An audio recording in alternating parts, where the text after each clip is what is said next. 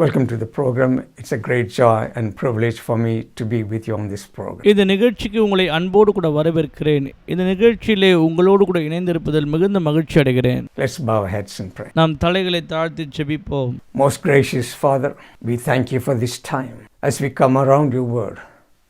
Speak to us through your word. அன்பின் பரலோக பிதாவே, உம்முடைய குமாரனாகிய இயேசுவின் நாமத்தினால் உம் சமூகத்திற்கு வருகிறோம். உம்முடைய வார்த்தையை கொண்டு எங்களோடு கூட இடைபடும் பேசும் ஆண்டவரே. Lord, reveal things from your word. Touch each and every one of us. In Jesus' precious name. Amen. ஆண்டவரே, ரகசிய மறைப்பொருள்களை கர்த்தர் எங்களுக்கு வெளிப்படுத்தும், ஜனங்களுடைய வாழ்க்கையை தொடும். இயேசுவின் நாமத்தில் பிதாவே, ஆமென். The reading is taken from Revelation chapter 2, verses 12 to 17. வெளிப்படுத்தல் விசேஷத்தின் புஸ்தகம் 2வது அதிகாரம் 12ஆம் வசனம் முதற்கொண்டு 17ஆம் வசனம் வரை. And to the angel of the church in Pergamos write, these things says, he who has the sharp two-edged sword. I know your works and where you dwell, where Satan's throne is, and you hold fast to my name and did not deny my faith, even in the days in which Antipas was my faithful martyr, who was killed among you, where Satan dwells. But I have few things against you, because you have there those who hold fast the doctrine of Balaam, who taught Balak to put a stumbling block before the children of Israel, to eat things sacrificed to the idols, and to commit sexual immorality. Thus you also have those who hold the doctrine of the Nicolaitans, which thing I hate. Repent, or else I will come to you quickly and will fight against them with the sword of my mouth. He who has an ear, let him hear what the Spirit says to the churches. To him that overcomes, I will give some of the hidden manna to eat, and I will give him a white stone, and on the stone a new name written, which no one knows except him who receives it. வெளிப்படுத்தல் விசேஷத்தின் புஸ்தகம் 2ஆம் அதிகாரம் 12ஆம் வசனம். பெர்கமு சபையின் தூதனுக்கு நீ எழுத வேண்டியது என்னவெனில், இருபுறமும் கருக்குள்ள பட்டயத்தை உடையவர் சொல்லுகிறதாவது. 13ஆம் வசனம். உன் கிரியைகளையும் சாத்தானுடைய சிங்காசனம் இருக்கிற இடத்திலே நீ குடியிருக்கிறதையும், நீ என் நாமத்தை பற்றி கொண்டிருக்கிறதையும், சாத்தான் குடி கொண்டிருக்கிற இடத்திலே உங்களுக்குள்ளே எனக்கு உண்மையுள்ள சாட்சியான அந்திபா என்பவன் கொல்லப்பட்ட நாட்களிலும் என்னை பற்றும் விசுவாசத்தை நீ மறுதலிக்காமல் இருக்கிறதையும் அறிந்திருக்கிறேன். 14ஆம் வசனம். ஆகிலும் சில காரியங்களை குறித்து உன் பேரில் எனக்கு குறை உண்டு. விக்கிரகங்களுக்கு படைக்கப்பட்டவைகளை புசிப்பதற்கும் வேசித்தனம் பண்ணுவதற்கும் ஏதுவான இடரலை இஸ்ரவேல் புத்திரர் முன்பாக போடும்படி பாலாக் என்பவனுடைய போதனை செய்த பீலையாமனுடைய போதகத்தை கை கொள்ளுகிறவர்களுக்குள் உன்னிடத்தில் உண்டு. 15ஆம் வசனம். அப்படியே நிக்கலாய் மதஸ்தருடைய போதகத்தை கை கொள்ளுகிறவர்களும் உன்னிடத்தில் உண்டு, அதை நான் வெறுக்கிறேன். 16ஆம் வசனம். நீ மனம் திரும்பு, இல்லாவிட்டால் நான் சீக்கிரமாய் உன்னிடத்தில் வந்து என் வாயின் பட்டயத்தால் அவர்களுடனே யுத்தம் பண்ணுவேன். 17ஆம் வசனம். ஆவியானவர் சபைகளுக்கு சொல்லுகிறதை காதுள்ளவன் கேட்க கடவன். ஜெயம் கொள்ளுகிறவனுக்கு நான் மறைவான மன்னாவை புசிக்க கொடுத்து அவனுக்கு வெண்மையான குறிக்கல்லையும் அந்த கல்லின் மேல் எழுதப்பட்டதும் அதை பெறுகிறவனே அன்றி வேறு ஒருவனும் அறியக்கூடாதுமாகிய புதிய நாமத்தை கொடுப்பேன் என்று எழுது. In this portion we see a message of the Lord Jesus Christ to the church at Pergamos. Bergamo என்கின்ற சபைக்கு ஆண்டவராகிய இயேசு கிறிஸ்து கொடுக்கிறதான ஒரு செய்தியாக இங்கே நாம் பார்க்கிறோம். John writing these letters from the island of Patmos. யோவான் அவர்கள் மிகுந்த வேதனையோடு கூட இந்த நிருபத்தை அந்த சபைக்கு எழுதுகிறார். Lord Jesus appeared to him in the island of Patmos, and that's how we have the book of Revelation. ஆண்டவராகிய இயேசு கிறிஸ்து யோவானுக்கு பெர்கமோ என்கின்ற தீவிலே தரிசனமானார். ஆகவே தான் நம்மிடத்திலே வெளிப்படுத்தலின் விசேஷத்தின் புஸ்தகம் கையில் இருக்கிறது.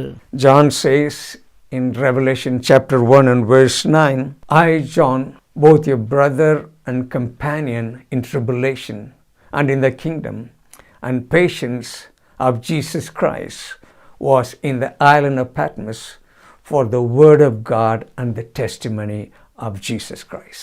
யோவான் சொல்லுகிறார், வெளிப்படுத்தின விசேஷம் 1ஆம் அதிகாரம் 9ஆம் வசனத்தில், உங்கள் சகோதரனும் இயேசு கிறிஸ்துவின் நிமித்தம் வருகிற உபத்திரவத்திற்கும் அவருடைய ராஜ்யத்திற்கும் அவருடைய பொறுமைக்கும் உங்கள் உடன் பங்காளியுமாய் இருக்கிற யோவானாகிய நான் தேவ வசனத்தின் நிமித்தமும் இயேசு கிறிஸ்துவை பற்றிய சாட்சி நிமித்தமும் பத்மு என்னும் தீவிலே இருந்தேன். So he was banished to the island of Patmos because of the word of God and the testimony of the Lord Jesus Christ. கர்த்தராகிய இயேசு கிறிஸ்துவின் சாட்சிக்காகவும் தேவனுடைய திருவசனத்திற்காகவும் அவர் நாடு கடத்தப்பட்டு பத்மு என்கின்ற தீவிலே அடைக்கப்பட்டிருந்தார். Lord appears to him and he says to him, verse 11, I am Alpha and Omega, the first and the last. And what you see, write in a book and send it to the 7 churches in Asia. 11ஆம் வசனத்தில், அது நான் ஆல்பாவும் ஒமேகாவும் முந்தினவரும் பிந்தினவருமாய் இருக்கிறேன். நீ காண்கிறதை ஒரு புஸ்தகத்தில் எழுதி ஆசியாவில் இருக்கிற எபேசு, சிமர்னா, பெர்கமு, தியத்திரா, சர்தை, பிலதெல்பியா, லவோதோக்கியா என்னும் பட்டணங்களில் உள்ள 7 சபைகளுக்கு அனுப்பு என்று விளம்பினது. To Ephesus, to Smyrna, to Pergamos, to Thyatira, to Sardis, to Philadelphia, and to Laodicea. எபேசு, சிமர்னா, பெர்கமு, தியத்திரா, சர்தை, பிலதெல்பியா, லவோதிக்கியா என்னும் பட்டணங்களில் உள்ள 7 சபைகளுக்கு அனுப்பும்படியாக கர்த்தர் சொன்னார். So John is writing 7 letters to 7 churches. யோவான் அவர்கள் 7 சபைகளுக்கு 7 கடிதங்களை எழுதுகிறதை இங்கே நாம் பார்க்கிறோம். This is the 3rd letter to this city in Pergamum. பெர்கமு என்கும் பட்டணத்தில் இருக்கிற இவர்களுக்கு இது 3ஆம் கடிதமாக அவர் எழுதுகிறார். Pergamum was Asia's capital for 250 years. பெர்கமு என்கின்ற பட்டணமானது ஆசியாவுடைய தலைநகரமாக 250 ஆண்டுகளாக இருந்தது. There was a church at Pergamum. It is most likely someone from Ephesus came and established their church in Pergamum. எபேசியில் இருக்கிறவர்கள் கடந்து வந்து பெர்கமுவில் இருக்கிறதான சபையை நிலைநாட்டினார்கள். அது மிகவும் முக்கியத்துவம் வாய்ந்த ஒரு சபையாக இடமாக அது இருந்தது. Paul was there in Ephesus for some time. So that's how the church at Ephesus Pergamum was established. அந்த தருணத்திலே அப்போஸ்தலராகிய பவுல் அங்கே இருக்கிறார். ஆகவே தான் எபேசியில் இருக்கிறவர்கள் கடந்து சென்று பெர்கமுவில் இருக்கிறதான சபையை கட்டி எழுப்பினார்கள்.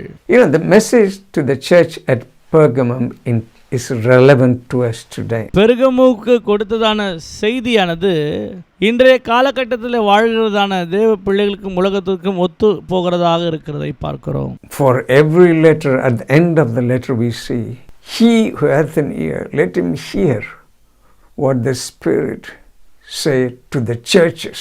அதில் நாம் கடைசியாய் பார்க்கிறோம், காது உள்ளவன் கேட்க கடவன், சபைக்கு சொல்லுகிறதாவது கர்த்தருடைய பரிசுத்த ஆவியானவர் சொல்லுகிறதை காது உள்ளவன் கேட்க கடவன் என்று ஒவ்வொரு நிருபத்தின் கடைசியிலும் இந்த வார்த்தை இருக்கிறதை நாம் பார்க்கிறோம். So this message is not only to the church at Pergamum. இந்த செய்தியானது பெர்கமுவில் இருக்கிறதான சபைகளுக்கு மாத்திரமல்ல, it is relevant to you and me in the 21st century.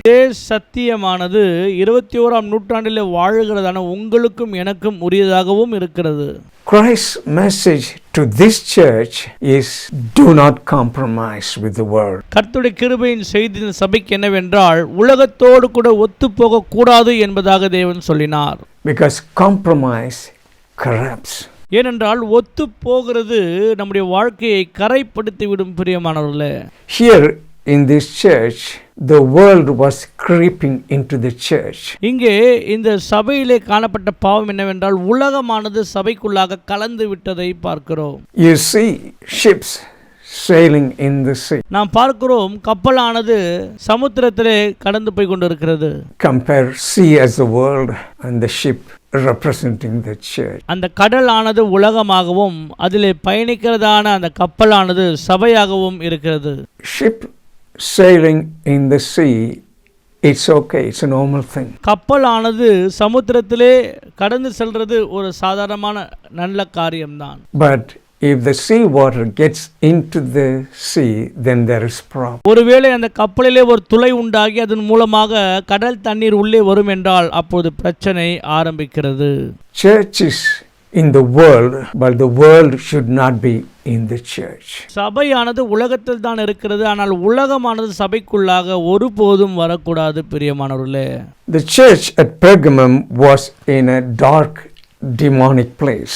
பெர்கமோவில் இருந்ததான சபையானது விக்கிரகம் நிறைந்த தீங்கான பிசாசின் வல்லமைகள் நிறைந்த இருளான பகுதியிலே அமைக்கப்பட்டிருந்தது. Verse 13 we read that, I know your works, where you dwell, where Satan's throne is, and where Satan dwells. 13ஆம் வசனம், உன் கிரியைகளையும் சாத்தானுடைய சிங்காசனம் இருக்கிற இடத்தில் நீ குடியிருக்கிறதையும் நீ என் நாமத்தை பற்றி கொண்டு இருக்கிறதையும் சாத்தான் குடியிருக்கிற இடத்திலே உங்களுக்குள்ளே எனக்கு உண்மையான சாட்சியான அந்திபா என்பவன் சொல்லப்பட்ட நாட்களிலும் என்னை பற்றும் விசுவாசத்தை நீ மறுதலியாமல் இருக்கிறதையும் அறிந்திருக்கிறேன். So the Lord Jesus knows everything. ஆக ஆண்டவராகிய இயேசு கிறிஸ்துவுக்கு எல்லாம் தெரியும்.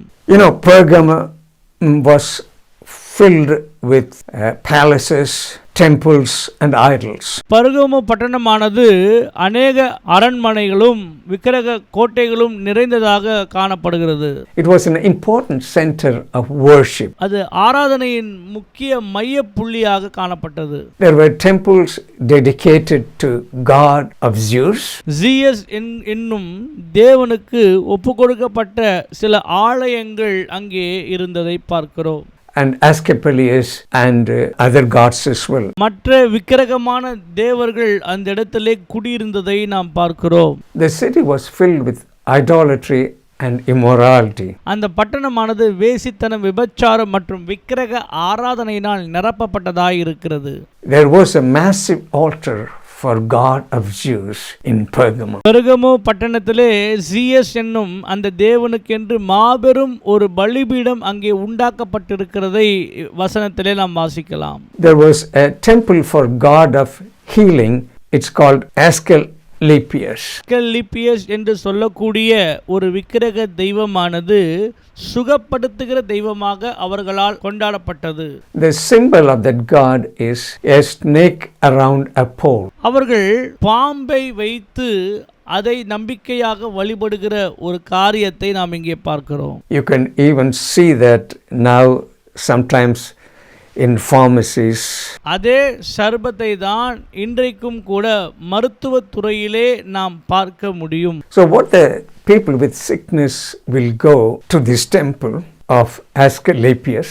வியாதிப்பட்ட மனிதர்கள் அஸ்கலிப்பியஸ் என்று சொல்லக்கூடிய இந்த விக்கிரக கோவிலுக்கு சென்று They would, in this temple, they would have non-poisonous snakes moving around. இந்த கோவிலுக்குள்ளாக விஷமற்ற பாம்புகள் உலாவிக் கொண்டு இருப்பதற்கென்று இடம் உண்டு. People with sickness will go and lie down there on the floor. வியாதிப்பட்ட மனிதர்கள் அந்த கோவிலுக்குள்ளாக சென்று அங்கே படுத்துக் கொள்வார்கள். And wait for the snakes to go over them. So if one of those snakes goes over someone with the sickness, they believe they were blessed with healing. இங்கே போய் படுத்திருக்கிற அவர்கள் மீது பாம்புகள் சுற்றி வர ஏறி வருவதற்கென்று காத்திருப்பார்கள். அப்படி அந்த பாம்புகள் அவர்கள் மீது ஏறி சென்றால் அவர்களுடைய விசுவாசம் என்னவென்றால் நாங்கள் சுகமடைவோம் என்பதாக. There was a lot of idol worship going there. Not only that, there was emperor worship. One day in a year, every year, everyone has to sacrifice. மாத்திரமல்ல, அங்கு அநேக விக்கிரக ஆராதனைகள் தொடர்ச்சியாய் நடந்து கொண்டிருக்கும். அது மாத்திரம் அந்த ராஜாவையும் அவர்கள் ஆராதிப்பார்கள். வருடத்தில் ஒரு முறையாவது அவர்கள் அங்கே பலி இட வேண்டியது மிகவும் அவசியமாக இருக்கிறது.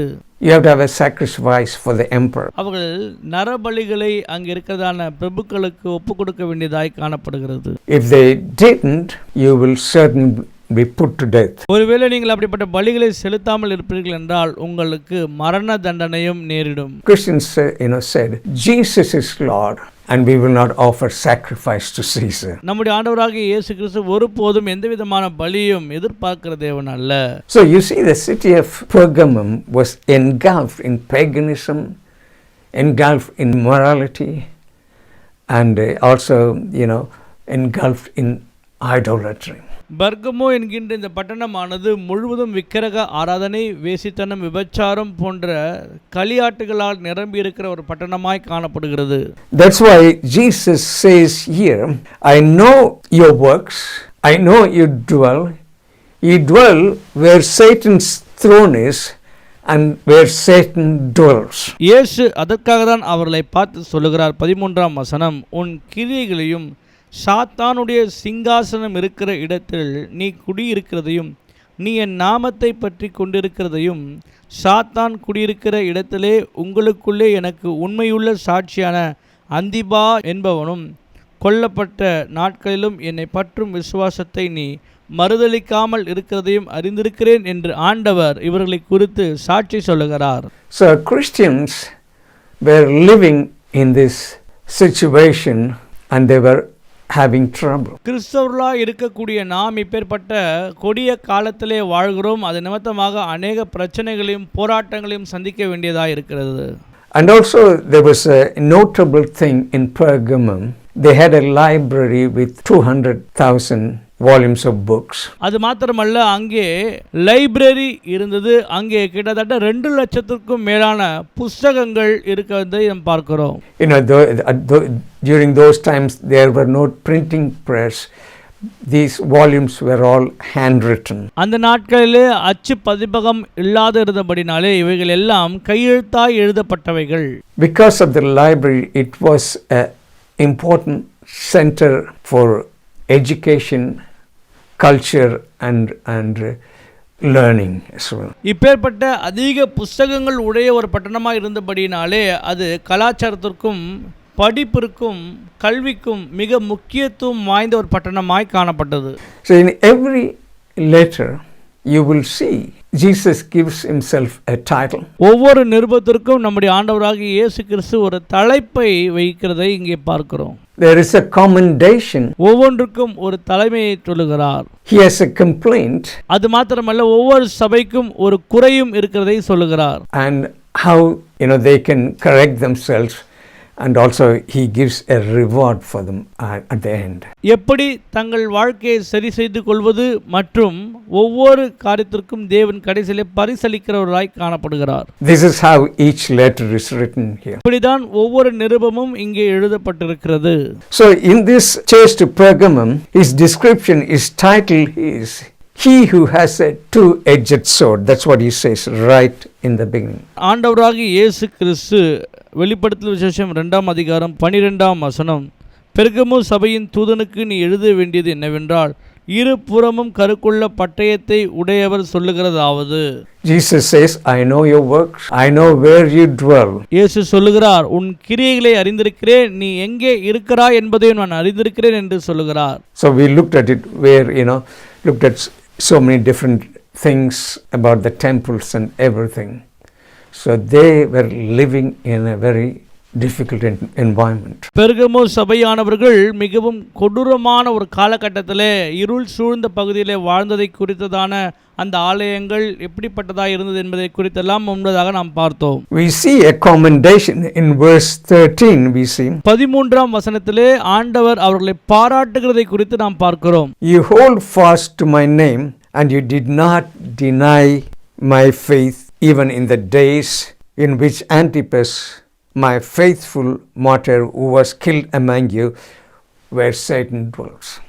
13ஆம் வசனம், உன் கிரியைகளையும் சாத்தானுடைய சிங்காசனம் இருக்கிற இடத்தில் நீ குடியிருக்கிறதையும் நீ என் நாமத்தை பற்றி கொண்டிருக்கிறதையும் சாத்தான் குடியிருக்கிற இடத்திலே உங்களுக்குள்ளே எனக்கு உண்மையுள்ள சாட்சியாகிய அந்திபா என்பவன் கொல்லப்பட்ட நாட்களிலும் என்னை பற்றும் விசுவாசத்தை நீ மறுதலிக்காமல் இருக்கிறதையும் அறிந்திருக்கிறேன். Here we see, even though they were living there, he is commending them for that held fast to his name And then they did not deny my faith, he says. They had a sound doctrine. ஆண்டவராகிய இயேசு கிறிஸ்து பெர்கமு சபையை இங்கே பாராட்டுகிறார். எதற்காகவென்றால், கொடிய சூழ்நிலையில் இருளான பகுதியில் நீங்கள் வாழ்ந்தாலும் கூட விசுவாசத்தில் நிலைத்திருக்கிறீர்களே என்று சொல்லி அவர்களை குறித்து மேன்மை பாராட்டுகிறார். They had faith and trust in the Lord Jesus. ஆண்டவராகிய இயேசு கிறிஸ்து மேல் விசுவாசமும் நம்பிக்கையும் உடையவர்களாய் நாம் இருக்க வேண்டும். And it talks about Antipas, my faithful martyr. He was killed for faith in the Lord Jesus Christ. அந்திபா என்று சொல்லக்கூடிய அவர் இரத்த சாட்சியாய் கர்த்தராகிய இயேசு கிறிஸ்துவுக்காக அந்த இடத்திலே மரித்ததை குறித்தும் அவர் அங்கே குறிப்பிடுகிறார். You know, the Lord Jesus Christ knows everything. நம்முடைய கர்த்தராகிய இயேசு கிறிஸ்துவுக்கு எல்லா காரியங்களும் நன்றாய் தெரியும். பிரியமானவர்களே, He knows everything that's happened in your life and in my life. Here he knows that Antipas died for the sake of his faith in the Lord Jesus Christ. ஆண்டவராகிய இயேசு கிறிஸ்து உங்களுடைய வாழ்க்கை குறித்தும் என்னுடைய வாழ்க்கை குறித்தும் நம்முடைய வாழ்க்கையில என்ன காரியங்கள் நடந்து கொண்டிருக்கிறது என்பதை குறித்து எல்லாம் நன்றாக தெரியும். இங்கே அந்திபா என்று சொல்லப்படுகிறவர் இரத்த சாட்சியா கர்த்தருக்காக மரித்தார். அதையும் அவர் அறிந்து அதை குறிப்பிட்டிருக்கிறதை நாம் இங்கே பார்க்கிறோம். He was put in a big brass bowl. மாபெரும் வெண்கல தொட்டியிலே போடப்பட்டார். They heated it and he was incinerated in that brass bowl for faith in the Lord Jesus Christ. கர்த்தராகிய இயேசு கிறிஸ்து மேல் வைத்திருந்த விசுவாசத்தின் நிமித்தமாக அந்த வெண்கல தொட்டிக்குள்ளாக அவர் போடப்பட்ட பொழுது அவர் அமைதியாக இருந்தார். So he commends them for that. ஆக அந்த செயலுக்காக ஆண்டவர் அவரை பாராட்டுகிறதை இங்கே நாம் பார்க்கிறோம். He has a complaint for them. He says, "I have few things against you." பாராட்டுக்கு பின்பதாக சில குற்ற காரியங்களையும் குறித்தும் ஆண்டவர் இங்கே அவர்களுக்கு குறிப்பிட்டு சொல்லுகிறார். You have there in the church those who hold fast the doctrine of Balaam. ஆனால் உங்களுக்குள்ள ஒரு குறை உண்டு. பிலேயாம் என்று சொல்லக்கூடிய அவனுடைய உபதேசங்கள் சபைக்குள்ளாக இருக்கிறதையும் நான் பார்க்கிறேன் என்று கர்த்தர் சொல்லுகிறார். And next verse is 15, those who hold the doctrine of Nicolaitans. வெளிப்படுத்தல் விசேஷம் 2ஆம் அதிகாரம் 15ஆம் வசனம், அப்படியே நிக்கோலாய் மதஸ்தருடைய போதகத்தை கைக்கொள்ளுகிறவர்களும் உன்னிடத்தில் உண்டு, அதை நான் வெறுக்கிறேன். So these two people were there in the church. இந்த ரெண்டு நபர்கள் சபைக்குள்ளாக காணப்படுகிறார்கள். Let's briefly look at what is the doctrine of Balaam. பிலேயாமுடைய உபதேசத்தை குறித்ததாய் காரியங்களை நாம் இப்பொழுது பார்ப்போம். Remember, Balak, the king of Moab, brings Balaam to curse the children of Israel. Moab ராஜா பிலேயாம் தீர்க்கதரிசியை அழைத்து கொண்டு வந்து இஸ்ரவேல் ஜனங்கள் மீது சாப வார்த்தைகளை சொல்லும்படியாக அழைத்ததை நாம் நன்றாக அறிந்திருக்கிறோம்.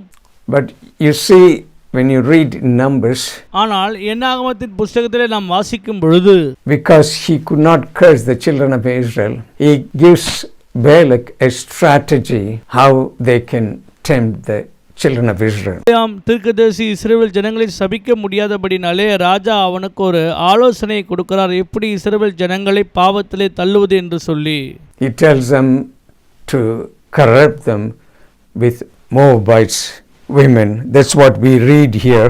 மோவாபிய ஸ்திரீகளை அவர்கள் மத்தியிலே கொண்டு வந்து விபச்சார வேசித்தனத்தில் ஈடுபடுத்து அப்பொழுது அவர்கள் தேவனுக்கு முன்பதாக கலகம் செய்தவர்களாய் காணப்படுவார்கள் என்று சொல்லி ஆலோசனை அங்கே கொடுக்கிறதை நாம் பார்த்தோம். He put a stumbling block before the children of Israel to eat things sacrificed to the idols and to commit sexual immorality. இஸ்ரவேல் ஜனங்களை அவர்கள் என்ன செய்கிறார்கள் என்றால் பாலிய இச்சைகளுக்கு உட்படுத்தி தங்கள் பிள்ளைகளை நரபலி செலுத்தும்படியான காரியத்திற்குள்ளாக ஈடுபடுத்துகிறார்கள். That's what the doctrine of Balaam. இதுதான் பிலேயாமின் உபதேசமாய் இருக்கிறது. Doctrine of Nicolaitans is a liberal lifestyle. நிக்கோலாயின் உபதேசமானது எப்படி வேண்டுமென்றாலும் வாழலாம் என்கின்ற ஒரு வாழ்க்கை முறையாகும். That's closely related to doctrine of Balaam. பிலேயாமின் உபதேசத்திற்கு ஒத்ததாக இருக்கிறதை பார்க்கிறோம். So this is his complaint, and these people were in the church at Pergamum. இதுதான் குற்றச்சாட்டு. இப்படிப்பட்டவர்கள் சபைக்குள்ளாக காணப்பட்டார்கள். He gives a warning to the church. தேவன் இந்த சபையில் இருக்கிறதான மக்களுக்கு அவர் ஒரு எச்சரிக்கையை விடுக்கிறார். So you have these two people in the church. ஆக தேவன் குறிப்பிட்டு சொல்லுகிறார், இப்பேற்பட்ட 2 நபர்கள் சபையிலே இருக்கிறார்கள் என்று. Those who follow the doctrine of Balaam and the doctrine of Nikolai. பீலையாமின் உபதேசத்தையும் நிக்கோலாயின் உபதேசத்தையும் உடையவர் 2 நபர்கள் சபைக்குள்ளாக இருந்து தீட்டுப்படுத்தி கொண்டிருக்கிறார்கள் என்று கர்த்தர் வெளிப்படுத்தி காண்பித்தார். Remember, in the beginning we said that into the church the world has crept into the church. If the world is in the church, it will make the church ineffective. சபைக்குள்ளாக உலகமானது கலந்து விட்டதையும், அப்படி நடக்கும் பொழுது அந்த உலகத்தினுடைய தாக்கம் சபையிலே காணப்படுகிறதாய் இருக்கும். So what is the cure we see here? Today also we see lot of worldly things in the church. இன்றைக்கும் கூட நாம் பார்க்கிறோம், அநேக சபைகளுக்குள்ளாக உலகமானது கலக்கிறதை. அப்படி கலக்கும் பொழுது அந்த சபையானது வல்லமையற்றதாய் மாறுகிறது. So this message is relevant to us today in the 21st century. வேதத்தில் சொல்லப்பட்ட இந்த சத்தியத்தின் செய்தியானது இன்றைக்கு வாழக்கூடிய நம்முடைய வாழ்க்கையிலும் சபைக்கும் உரியதாய் இருக்கிறது, ஒத்துப்போகிறதிலே. He says, verse 16, repent or else I will come to you quickly and I will fight against them with the sword of my mouth. வெளிப்படுத்தல் விசேஷம் 2ஆம் அதிகாரம் 16ஆம் வசனம், நீ மனம் திரும்பு, இல்லாவிட்டால் நான் சீக்கிரமாய் உன்னிடத்தில் வந்து என் வாயின் பட்டயத்தால் அவர்களுடனே யுத்தம் பண்ணுவேன். Remember at the beginning he said, he gave a title, he who has a two-edged sword. பெருகமு சபைக்கு சொன்னது என்னவென்றால், இருபுறமும் கருக்கான பட்டயம் உடையவர் உரைக்கிறதாவது. What is repent means? Change your mind, change your act, and change your direction 180 degrees. ஆக நாம் செய்ய வேண்டியது என்னவென்றால், நம்முடைய சிந்தையை மாற்ற வேண்டும், நம்முடைய மனதை மாற்ற வேண்டும், நம்முடைய வாழ்க்கையின் வழியை மாற்ற வேண்டும், நேராக கர்த்தருக்கு. If you are going in this direction, he wants you to change and go in the opposite direction. ஒருவேளை தேவனுக்கு விரோதமான ஒரு வழியிலே நீங்கள் போய்கொண்டிருப்பீர்கள் என்றால், அப்படியே திரும்பி தேவனுக்கு நேராய் நாம் கடந்து வர வேண்டியதாய் இருக்கிறது. That's what repentance means. அதுதான் மனம் திரும்புதல் என்பதற்கு அர்த்தமாகும். Truth and holiness matters to God. சத்தியமும் பரிசுத்தமும் தான் தேவனுக்கு உடையவர்களாய் இருப்பதற்கு காரணம். God is not interested in lip service. ஏதோ உதடு அளவிலே நாம் கர்த்தருக்கு ஆராதனை செய்கிறதில் தேவன் விருப்பம் உள்ளவராய் இல்லை. We have to cling to God and we have to set our eyes on God. நம்முடைய வாழ்க்கையை பரிசுத்தம் பண்ணி தேவன் பேரிலே விசுவாசம் உள்ளவர்களாய் நாம் மாற வேண்டும். பிரியமானவர்களே, Today's philosophy is live like the world and you will be accepted by the world. இன்றைக்கு வாழ்க்கையின் தத்துவம் என்னவென்றால், உலக போகிற வழியிலே நீ போ, உலகத்திலே வாழ்கிறது போல நீ வாழ், அப்போதுதான் இந்த உலகம் உன்னை ஏற்றுக்கொள்ளும் என்று சொல்லுகிறார்கள். But God says to the church at Pergamum, repent or else you will be in trouble. ஆனால் கர்த்தர் சொல்லுகிறது என்னவென்றால், பெருகமு சபைக்கும் இன்றைக்கு இருக்கும் சபைக்கும், நீ மனம் திரும்ப, இல்லாவிட்டால் உனக்கு பட்டயம் வரும் என்று. Let's look at the reward he has for them. He who has an ear, let him hear what the Spirit said to the churches. To him who overcomes. அடுத்ததாக அந்த சபைக்கு கர்த்தர் கொடுக்கிறதான பரிசை பார்ப்போம். ஆவியானவர் சபைக்கு சொல்லுகிறது, காதுள்ளவன் கேட்க கடவன், ஜெயம் கொள்ளுகிறவன் 2ஆம் மரணத்தில் சேதப்படுவதில்லை என்று. He is talking about overcomer. ஜெயம் கொள்ளுகிறவன் என்பதை குறித்து இங்கே சொல்லுகிறார். To him who overcomes, ஜெயம் கொள்ளுகிறவன் எவனோ, I will give to him some of the hidden manna to eat, and I will give him a white stone, and on a stone a new name written, which no one knows except the one who receives it. வெளிப்படுத்தல் விசேஷம் 2ஆம் அதிகாரம் 17ஆம் வசனம், ஆவியானவர் சபைக்கு சொல்லுகிறதை காது உள்ளவன் கேட்க கடவன், ஜெயம் கொள்ளுகிறவனுக்கு நான் மறைவான மன்னாவை புசிக்க கொடுத்து அவனுக்கு வெண்மையான குறிக்கல்லையும் அந்த கல்லின் மேல் எழுதப்பட்டதும் அதை பெறுகிறவனே அன்றி வேறு ஒருவனும் அறியக்கூடாதமா இருக்கிற புதிய நாமத்தை கொடுப்பேன் என்று எழுது. Who is the overcomer? யார் ஜெயம் கொள்ளுகிறவர்கள்? For whosoever is born of God overcome the world, and this is the victory that overcometh the world, even our faith. Who is he that overcometh the world? But he that believeth Jesus Christ is the Son of God. 1 யோவான் 5ஆம் அதிகாரம் 4ஆம் வசனம், தேவனால் பிறந்தது எல்லாம் உலகத்தை ஜெயிக்கும், நம்முடைய விசுவாசமே உலகத்தை ஜெயிக்கிற ஜெயம். 5ஆம் வசனம், இயேசுவானவர் தேவனுடைய குமாரன் என்று விசுவாசிக்கிறவனே அன்றி உலகத்தை ஜெயிக்கிறவன் யார்? So overcomer is the person who believes that Jesus Christ is the Son of God. யார் ஜெயம் கொள்ளுவார்கள் என்றால், கர்த்தராகிய இயேசு கிறிஸ்து பிதாவாகிய தேவனுடைய குமாரன் என்று விசுவாசிக்கிறவன் எவனோ அவனே ஜெயம் கொள்ளுவான். So God says He will give him hidden manna. Manna was the supernatural provision God provided for the children of Israel in the wilderness.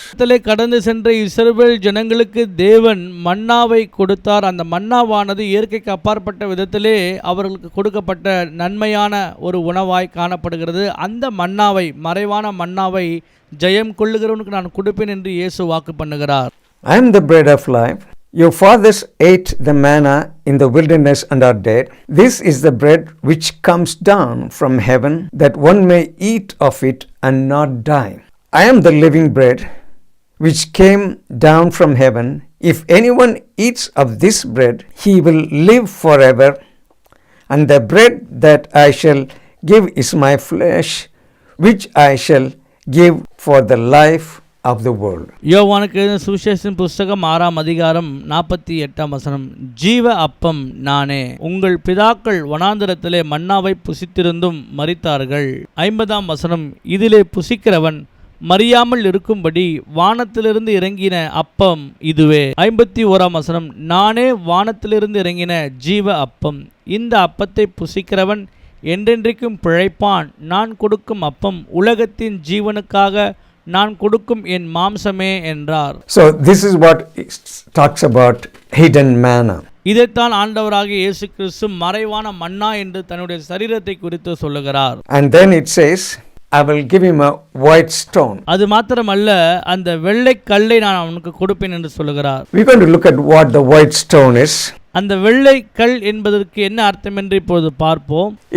In the Greek athletic games, if you won an event, the winner, the victor will be given a white stone. கிரேக்க சாம்ராஜ்யத்திலே ஓட்டப்பந்தய வீரர் எவர் ஒருவர் ஜெயிக்கிறாரோ அவர்களுக்கு தான் இந்த வெள்ளை கல்லை பரிசாக கொடுப்பார்கள். What will happen after the athletic event? There will be a big festival and celebration. அவர் ஜெயித்ததற்கு பின்பதாக அந்த ஜெயத்தை அவர்கள் அங்கே கொண்டாடுகிறதையும் பார்க்கிறோம். To go to the event, the celebration, the white stone is the ticket to enter that celebration event. அந்த ஓட்டப்பந்தய வீரர் ஜெயித்ததுக்கு பின்பதாக கொண்டாடப்படுகிற அந்த கொண்டாட்டத்திற்குள்ளாக செல்வதற்கு அந்த சீட்டாக உள்ளே போவதற்கு அந்த டோக்கனாக அந்த வெள்ளைக்கல் தான் அங்கேயும் கொடுக்கப்படும். So white stone identifies you as a victor, as an overcomer, as more than conqueror. இந்த வெள்ளைக்கல்லானது எதற்கு அடையாளமாக இருக்கிறது என்றால், எவர் ஒருவர் ஜெயம் கொள்ளுகிறாரோ அவர்களுக்கு அந்த வெள்ளைக்கல்லானது கொடுக்கப்படுகிறது.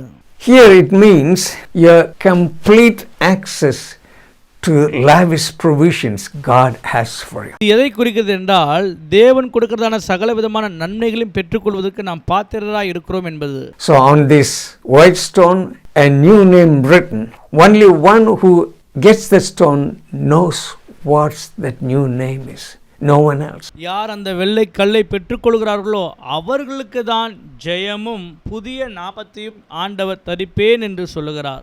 So God has a new name for you in heaven. பரலோகத்திலே கர்த்தர் நமக்கு புதிய நாமத்தை கொடுப்பேன் என்று வாக்கு பண்ணியிருக்கிறார். This white stone with the new name will give you access to the marriage supper of the Lamb. இந்த வெள்ளை கல்லும் பெறுகிற இந்த ஜெயமும் ஆட்டுக்குட்டியானுடைய கல்யாணத்துக்கு போகும்படியான வாய்ப்பை நமக்கு கொடுக்கிறதா இருக்கிறது. It says overcomer will be given a white stone with a name written, means everyone is loved by God and known by God. இந்த வெள்ளை கல்லை பெற்ற புதிய நாமத்தோடு கூட இருக்கிற ஒவ்வொருவரும் இந்த கொண்டாட்டத்திற்குள்ளாக நுழைய முடியும். ஆக தேவன் ஒவ்வொருவரையும் நேசிக்கிறவராய் காணப்படுகிறார். So what he wants us to do as church, the message is, do not live in compromise.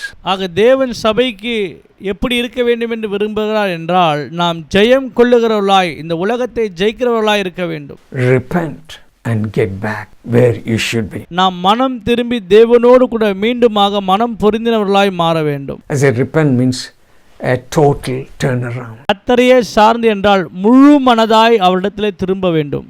You know, the Spirit of God speaks through the Word of God. கர்த்தருடைய ஆவியானவர் கர்த்தருடைய வார்த்தை கொண்டு நம்மோடு கூட பேசிக் கொண்டிருக்கிறார். To the people of God to transform them into the image of Jesus Christ. அவருடைய ஜனங்களோடு கூட அவர் பேசி மறுரூபப்படுத்துகிறார். எப்படி என்றால் கர்த்தராகிய இயேசு கிறிஸ்துவின் சாயலுக்கு ஒப்பாய் நாம் மாறும்படியாக. Let's bow our heads and pray. நாம் தலைகளை தாழ்த்தி ஜெபிப்போம். Maybe you've gone away from God. Maybe you've lived in compromise. You want to come back to God. The message is for ஒருவேளை தேவனை விட்டு நீங்கள் பின்வாங்கி போயிருக்கலாம், தேவனுடைய வழியிலிருந்து தவறி போயிருக்கலாம். நீங்கள் மீண்டுமாக ஆண்டவரிடத்தில் வர வேண்டும் என்று விரும்பினால் இந்த செய்தி உங்களுக்கானது. The Spirit of God is speaking through His Word to transform you. Repeat this prayer after me. கர்த்தருடைய ஆவியானவர் கர்த்தருடைய வார்த்தையை கொண்டு உங்களுடைய வாழ்க்கையை மறுரூபப்படுத்தும்படியாக இப்போது பேசிக் கொண்டிருக்கிறார். நான் சொல்லுகிற ஜெபத்தை எனக்கு பின்பதாக சொல்லுங்கள். Loving Heavenly Father, I come to you in the name of your Son Jesus. Thank you, Lord, dying for me on the cross of Calvary and taking all my sins away. அன்பின் பரலோக பிதாவே, குமாரனாகிய இயேசு கிறிஸ்துவின் நாமத்தினாலே உங்கள் சமூகத்திற்கு வருகிறோம். ஆண்டவரே, உமக்கு ஸ்தோத்திரம். எனக்காக நீர் கல்வாரி சிலுவையிலே மரித்தீர். I repent of my sins. Forgive my sins. Cleanse me from all unrighteousness. I accept you as Lord and Savior in my life. Amen. இயேசுவே, என்னுடைய எல்லா பாவங்களையும் அக்கிரமங்களையும் கழுவி என்னை பரிசுத்தப்படுத்தும். என்னுடைய எல்லா பாவத்திலிருந்து மனம் திரும்புகிறேன். உம்மை என்னுடைய ஆண்டவரும் இரட்சகருமாய் ஏற்றுக்கொள்கிறேன். என்னை ஆசீர்வதியும். இயேசுவின் நாமத்தில் பிதாவே, ஆமென். If you prayed this prayer, you need to go and have fellowship in a local church. நீங்கள் இந்த ஜெபத்தை செய்திருப்பீர்கள் என்றால் உங்களுக்கு அருகாமையில் உள்ள திருச்சபைக்கு சென்று அங்கே நீங்கள் தொடர்ந்து ஐக்கியம் வைத்துக் கொள்ளுங்கள். Just going to pray prayer for everyone else. நம்முடைய தேவைகளுக்காக இப்போது ஜெபிக்க போகிறோம். Loving Heavenly Father, we thank you for the message. Lord, you want us to be ready.